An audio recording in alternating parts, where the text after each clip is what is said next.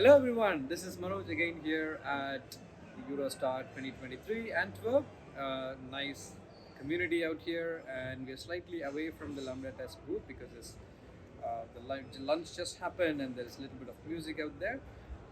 But here I'm at this good couch with a wonderful guest, a Lambda Test Spartan, none other than Seema Prabhu.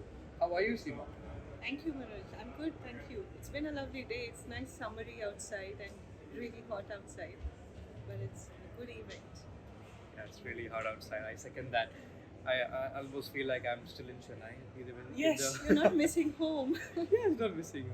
Anyway, so thanks for joining us. And the key agenda for having this session is to ask some key questions from the community. So, as you know, Lambda Test, we have community at the heart, and we always have some interesting questions from our customers and community. And I have a few questions with me, which I've been asking a few other industry experts like yourself. And I would like to get your perspective as well, and see how we go from there.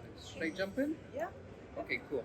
Go for it. All right, the first on the list I have is digital transformation. Given the advent of the post-pandemic era, I would say every company is now a technology company, and everyone is striving towards having digital transformation as a goal. So having digital transformation as a goal, where do you think companies are keeping testing? Is it something still an afterthought, or is it at the center of the digital transformation strategy? It's a great question. I think it's somewhere in between. It's neither lost nor at the forefront yet. With everyone being remote and people working from home, hardly seeing other people, and everything becoming very digital. What's happened is accessibility has become the highest criteria. That means organizations now have to start thinking about how do we make our software much more accessible to the general people who are using it. But testing itself, as it is, testing was a column or a island or however you want to put it. It was the last thought that came. Do we really need it?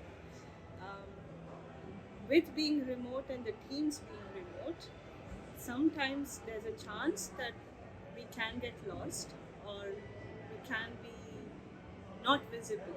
We're not very good at being visible, first of all. Being remote has made it that 1 inch more less visible, I would say. Okay. And that's the downside. So it's more important for testers across the world to show their presence in whatever way, and it could be just being a voice that is heard, showing your presence in meetings and being there to be the quality advocates and not lose it. Okay, it's an interesting perspective. So you touched upon being more visible, right?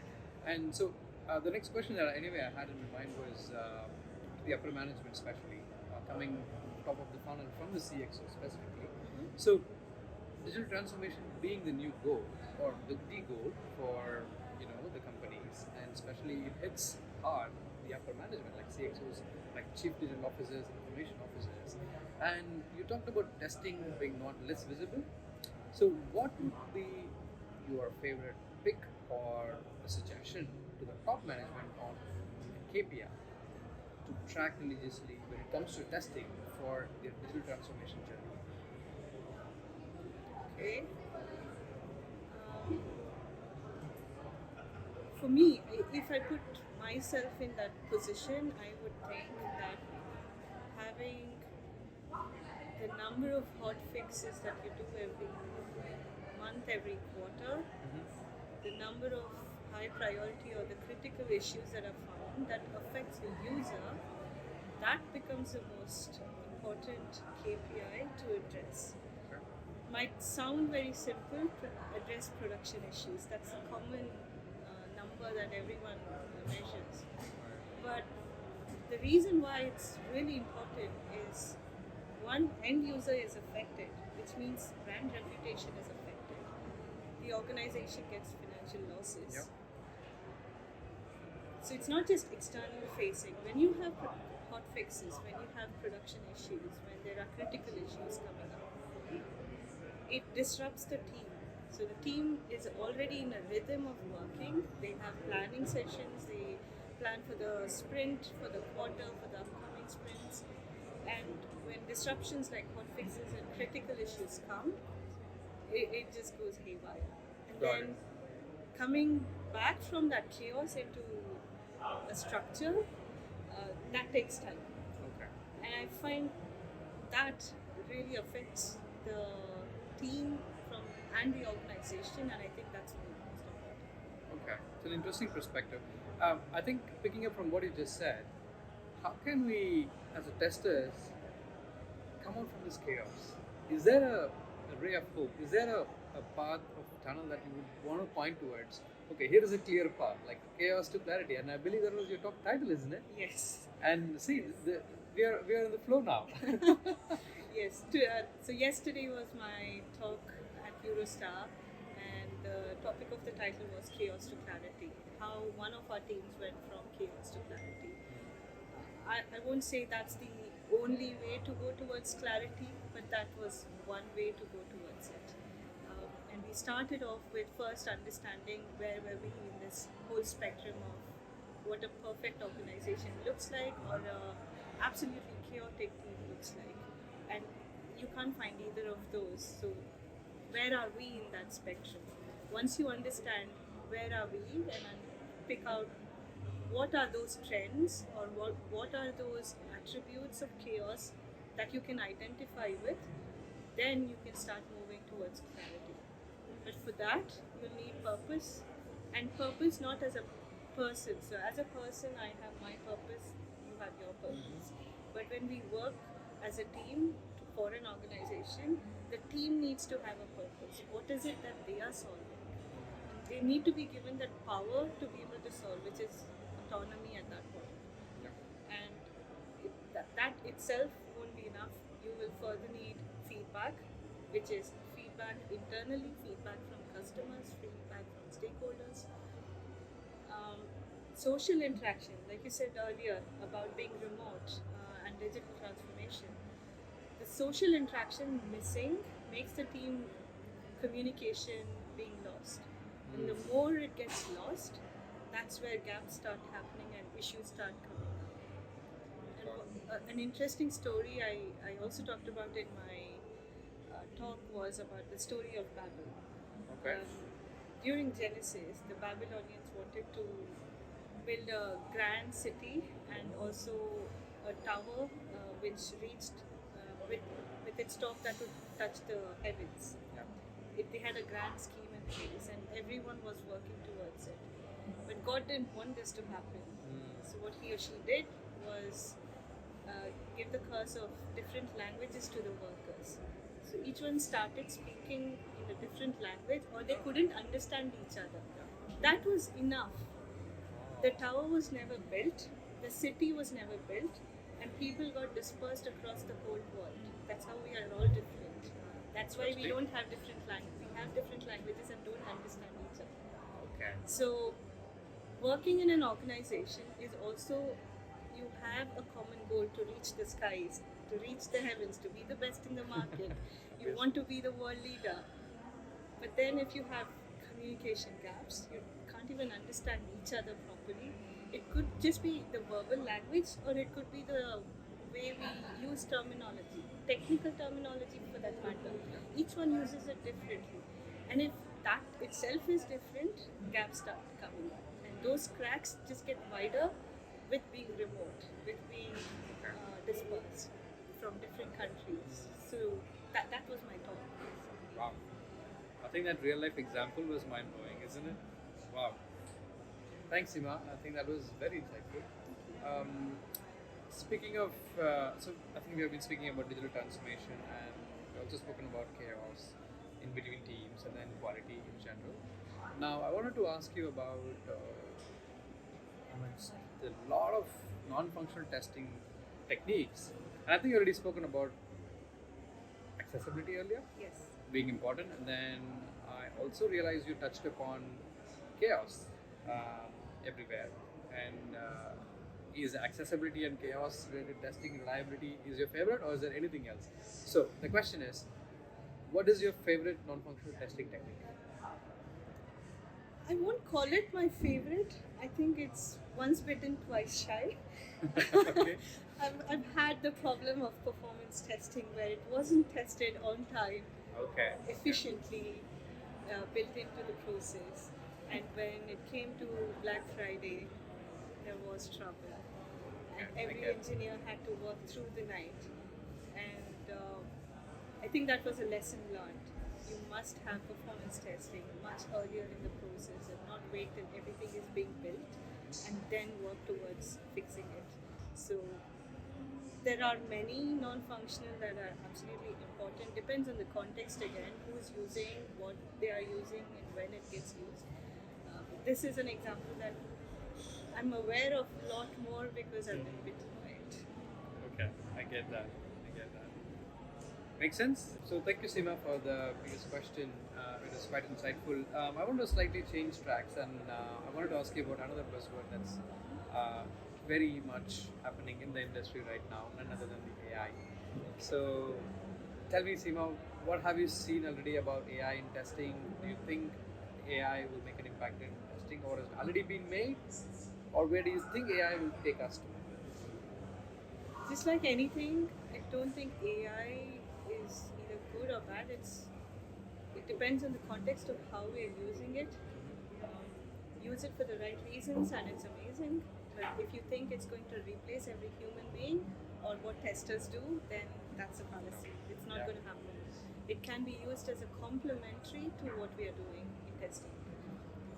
One example I can think of was one of our teams had to do automation, and it took us more than a year for the team to even learn automation, to learn to write simple lines of code, and to be comfortable to even write basic tests.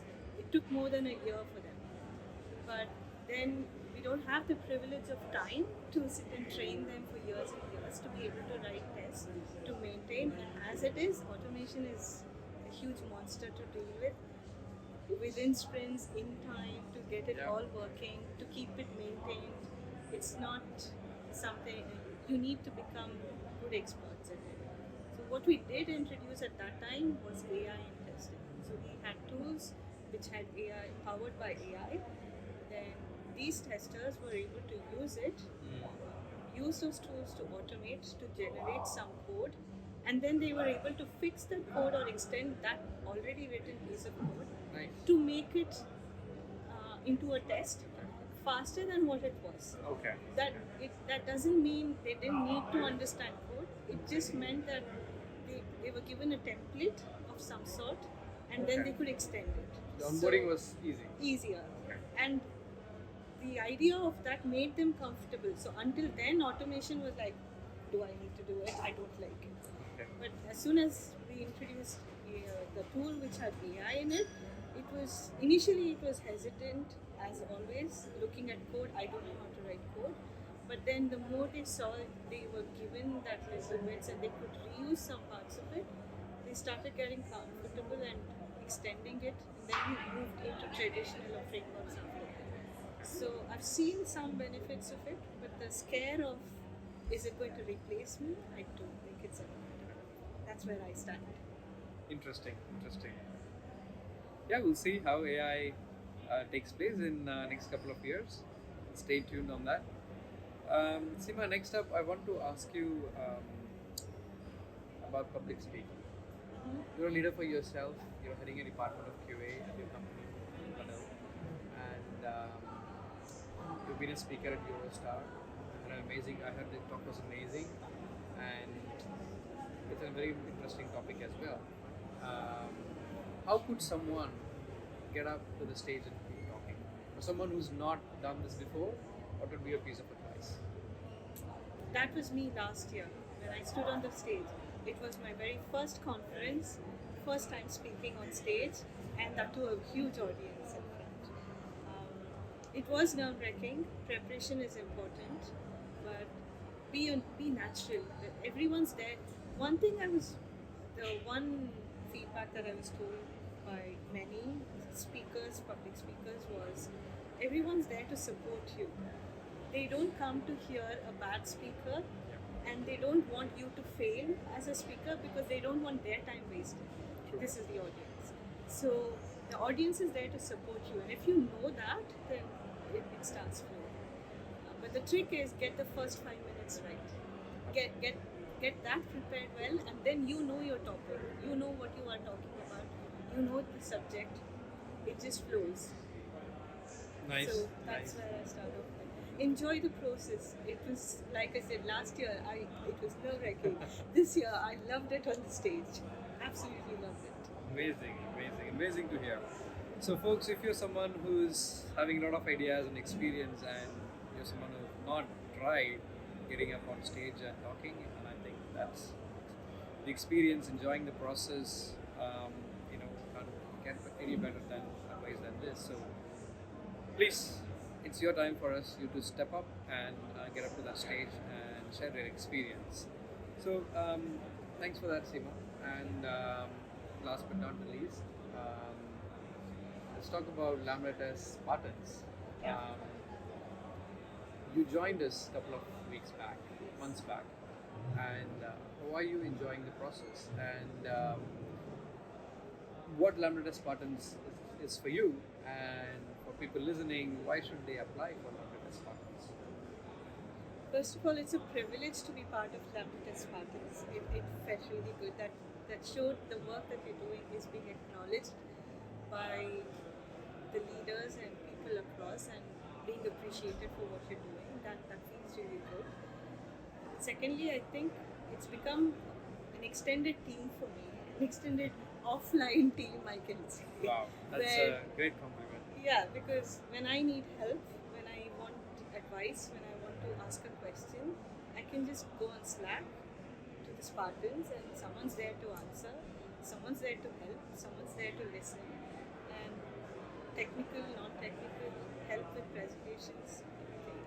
And that support is not what I've seen commonly being available, because we do come up with communities, and being active is a separate topic altogether. And here, knowing that I can anytime go into the Slack channel and talk, ask for help, is nothing can beat it. So for me, it's like an offline Slack channel after work.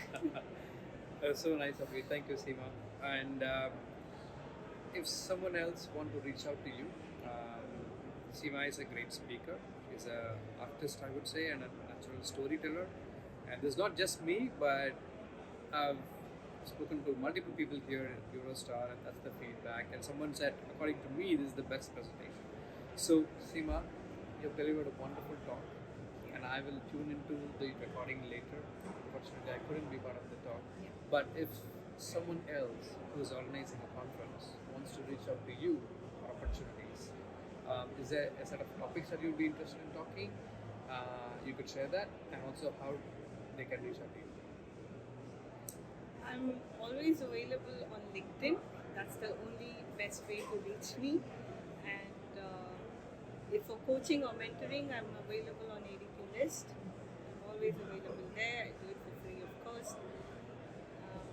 Topics for conferences, if you want to reach out to me, I don't have a particular set in mind. It depends on the context. I can speak automation, I can speak leadership, I can speak building teams. Depends on my experience. I can bring in different aspects to it. But happy to discuss. Wonderful. Thank you so much, Seema, for being with us here and patiently answering all these questions. And I'm sure for the audience it has been an insightful conversation. And I'm thanking you again for being with us here. And I hope to see you at TestMu 2023, which is going to happen in August. And I'll see you soon. Thank you, everyone, for joining us. Thank you.